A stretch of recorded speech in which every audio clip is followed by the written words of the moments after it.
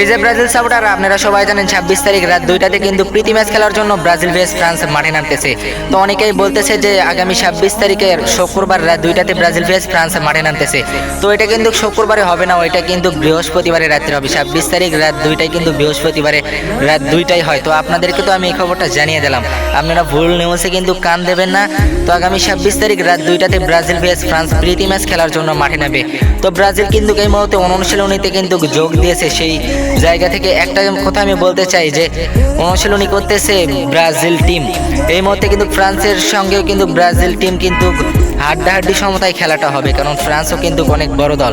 সেই জায়গায় নেইমার বিহীন, এলিসন বিহীন, এস্তেভাও বিহীন যেই জায়গায় ব্রাজিল ম্যাচটা খেলবে, তো ব্রুনো গুইমারেসও কিন্তু সেই ম্যাচে থাকতেছে না, বড় বড় তারকা ম্যানরা কিন্তু সেই ম্যাচে থাকতেছে না। তো এই যে ব্রাজিল সাপোর্টাররা কমেন্ট বক্সে অবশ্যই কমেন্ট করে যাবা, Neymar, Alisson, Estevao, Bruno Guimaraes বিহীন ব্রাজিল টিমটা কি এই ম্যাচটা জিততে পারবে?